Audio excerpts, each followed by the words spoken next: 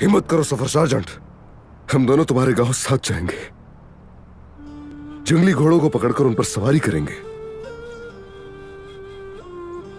हिम्मत से काम लो सफर,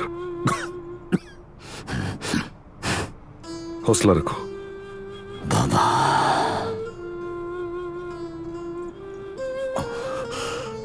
आपका ये बेटा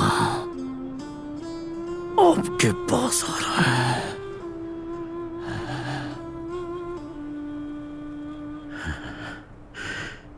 हम फिर मिलेंगे बाबा। सफर सार्जेंट,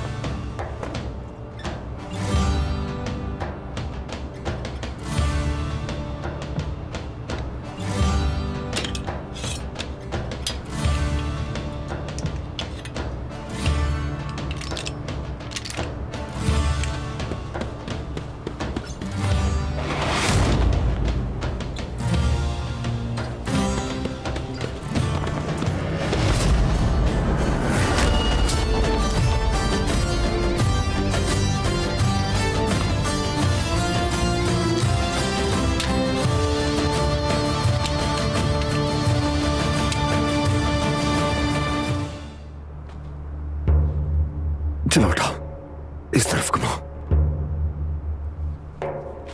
आराम से आराम से आराम से।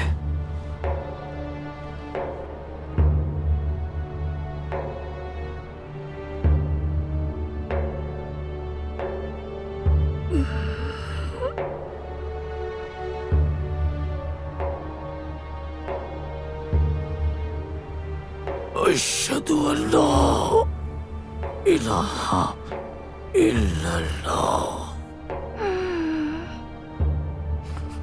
व अशहदु अन्ना मुहम्मदन अब्दुहु व रसूलुहु।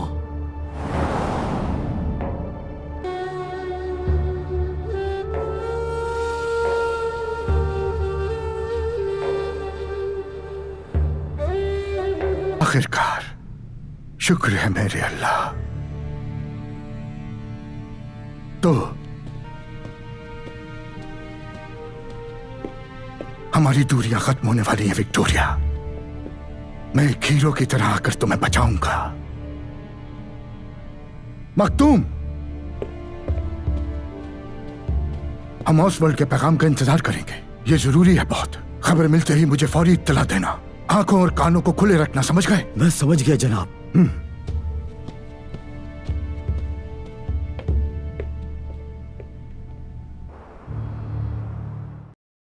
ज़रबे मेहमत एपिसोड नंबर 35 और 36 की शुरुआत में जो स्पाई आसमानी पर हमला करने के लिए आए होते हैं वो बिना हमला किए वापस चले जाते हैं और आकर कोक्स को बताते हैं वो पहले ही शहर पहुंच चुके थे। तो जब कोक्स उनको मारने की धमकी देता है तो वो सब सच बता देते हैं। कोक्स कहता है तुम सब जंगली कैदी हो, तुम पर मुकदमा चलाया जाएगा। दूसरी तरफ शामिल स्कोपलू के पास आता है। स्कोपलू कहता है कोई आ रहा है या कोई जा रहा है, सब कुछ बताओ मुझे। तो शामिल कहता है ना कोई आ रहा है और ना कोई जा रहा है। तो फिर स्कोपलू कहता है कुतलू हमारा का दरवाजा आने ही वाला है, इससे पहले हम आगे बढ़े हम थोड़ा आराम करेंगे क्योंकि हमारे भाई थके हुए हैं। इसके बाद सब एक जगह बैठकर आराम करते हैं। एक बरतानवी सिपाही जख्मी होता है तो हसन इसके जख्म पर पट्टी बांधता है तो तमाम बरतानवी सिपाही देखकर हैरान रह जाते हैं। तो फिर मेहमत स्कोपलू से कहता है भाई आपने ये छापा कैसे मारा? तो स्कोपलू कहता है मैंने और शफीक कमांडर ने दोनों तरफ से हमला किया। तो मेहमत कहता है नहीं, आप कोक्स के मंसूबे से कैसे वाकिफ थे? इसने तमाम तैयारियां दुरुस्त और मुकम्मल कर रखी थी। तो नियाजी कहता है जल्दी बताएं। तो स्कोपलू कहता है मसाब। तो मेहमत कहता है क्या हमारा भाई मसाब? तो स्कोपलू कहता है जी हाँ, तश्किलात मखसूसा का मेजबान। तो मेहमत कहता है लगता है कि के इस तंजीम की बड़ी साख है। तो स्कोपलू कहता है कि वो गद्दार अंग्रेजों के साथ है। तो सब ये सुनकर हैरान रह जाते हैं। फिर स्कोपलू वो लम्हा याद करता है जब वो डॉक्टरों से तमाम मालूमात दे रहा होता है कि तश्कीलात मखसूसा का एक रुकन मसाब गद्दार है अंग्रेजों के साथ, और इसने किस तरह कोक्स के साथ मिलकर ये सारा मंसूबा बनाया। स्कोपलू कहता है मैंने आजाद होने के बाद सबसे पहले शफीक कमांडर से मिलकर तमाम तश्कीलात मखसूसा के अरकान से बात की, तो तारफ के दौरान हमें मसाब भी मिला। इसके बाद हमने तमाम मालूमात उसे बताई, मगर काम इसके बरक्स किया। इसके बाद वो काफी बातें करते हैं और आखिर में स्कोपलू कहता है हम कभी कैद कबूल नहीं करेंगे, और फिर सफर पर रवाना होते हैं और कुतुल कमारा का दरवाजा आ जाता है। कुतुल कमारा में रसूल ये खबर फैला देता है कि कैदियों को आजाद करवा लिया गया है और वो कुतुल कमारा आ रहे हैं। तो सब लोग बहुत खुश होते हैं, वो अल्लाह का शुक्र अदा करते हैं। जब ये बातें ज़ैनब सुनती हैं तो वो बहुत हैरान होती है और आकर पूछती हैं कौन से कैदी आजाद हुए हैं। तो जब उनको पता चलता है कि जो अंग्रेजों की कैद में थे तो वो फौरन कुतुल कमारा के दरवाजे की तरफ भागती हैं। दरवाजे पर तमाम सिपाहियों का इस्तकबाल कर रहे होते हैं, तमाम सिपाही एक दूसरे से मिल रहे होते हैं, हर कोई खुश होता है। सब के दौरान ज़ैनब सिर्फ एक शख्स को ढूंढ रही होती है। वो लोगों से मेहमद के बारे में पूछती है। फिर मेहमद और ज़ैनब आपस में मिलते हैं और बातें करना शुरू कर देते हैं। फिर एक गली से मुसाब गुजर रहा होता है और रसूल को रोककर पूछता है ये आवाज़ें कैसी हैं।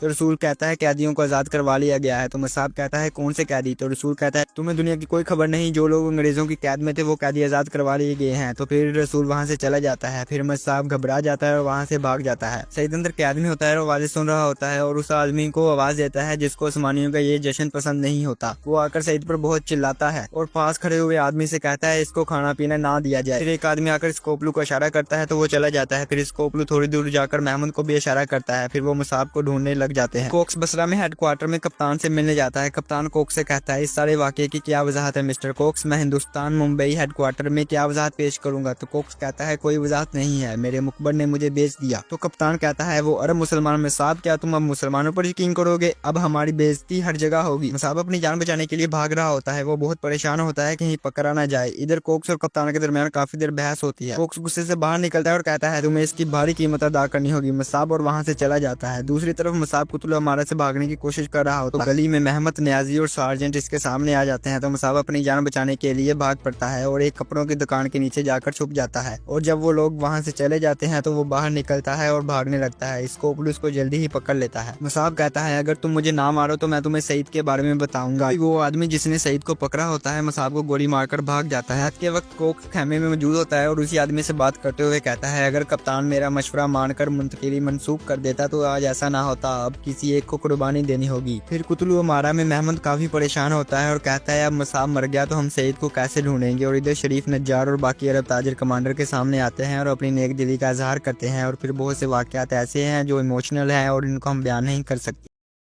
ज़रबे मेहमद एपिसोड नंबर 35 और 36 की शुरुआत में जो सिपाही उस्मानियों पर हमला करने के लिए आए होते हैं वो बिना हमला किए वापस चले जाते हैं और आकर कोक्स को बताते हैं वो पहले ही शहर पहुंच चुके थे। तो जब कोक्स उनको मारने की धमकी देता है तो वो सब सच बता देते हैं। कोक्स कहता है तुम सब जंगी कैदी हो, तुम पर मुकदमा चलाया जाएगा। दूसरी तरफ शामिल स्कोपलू के पास आता है। स्कोपलू कहता है कोई आ रहा है या कोई जा रहा है, सब कुछ बताओ मुझे। तो शामिल कहता है ना कोई आ रहा है और ना कोई जा रहा है। तो फिर स्कोपलू कहता है कुतुल अमारा का दरवाजा आने ही वाला है, इससे पहले हम आगे बढ़े हम थोड़ा आराम करेंगे क्योंकि हमारे भाई थके हुए हैं। इसके बाद सब एक जगह बैठकर आराम करते हैं। एक बरतानवी सिपाही जख्मी होता है तो हसन इसके जख्म पर पट्टी बांधता है। तो तमाम बरतानवी सिपाही देखकर हैरान रह जाते हैं। तो फिर मेहमद स्कोपलू से कहता है भाई आपने ये छापा कैसे मारा। तो स्कोपलू कहता है मैंने और शफीक कमांडर ने दोनों तरफ से हमला किया। तो मेहमद कहता है नहीं, आप कोक्स के मंसूबे से कैसे वाकिफ थे, इसने तमाम तैयारियां दुरुस्त और मुकम्मल कर रखी थी।